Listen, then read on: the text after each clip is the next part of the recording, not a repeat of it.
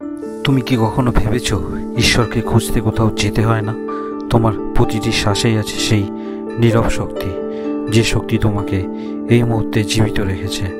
আজ আমরা জানব বিজ্ঞান পরিতন্ত্রের 10 নম্বর সূত্র, যা বলে শ্বাসেই মুক্তি। শ্বাস যখন প্রবেশ করে তখন প্রবেশে মনোযোগ দাও, শ্বাস যখন ছাড়ো তখন সেই শূন্যতার গভীরে মন স্থাপন করো। এই দুইয়ের মাঝে এক নীরব উপস্থিতি অনুভব করো, সেখানেই তুমি ঈশ্বরকে খুঁজে পাবে।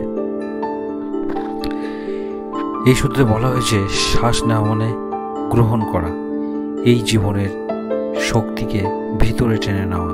শ্বাস ছাড়া মানে ছেড়ে দেওয়া সব ক্লান্তি, সব আবেগ।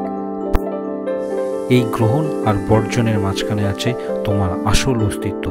এই মধ্যবর্তী মুহূর্তকে যদি তুমি অনুভব করতে পারো, তবে তুমি নিজেই নিজের মধ্যে ঈশ্বরকে স্পর্শ করবে।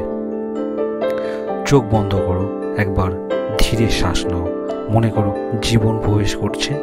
শ্বাস ছাড়ো, মনে করো তুমি সমস্ত চিন্তা ছেড়ে দিচ্ছ। দুই শ্বাসের মাঝখানে এক মুহূর্তের জন্য থামো, সেই মুহূর্তে ঈশ্বরের নীরবতা।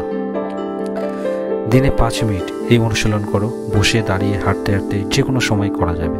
এতে মন শান্ত হবে, স্ট্রেস কমবে, আত্মসচেতনতা বাড়বে। বিজ্ঞান পরিতন্ত্র আমাদের বলে ঈশ্বর কোনো মন্দির বা গ্রন্থে নয়, তিনি আছেন তোমার প্রতিটি শ্বাসে। শুধু একটু মনোযোগ দাও, তোমার ভিতরে এক বিস্ময়কর পরিবর্তন ঘটবে।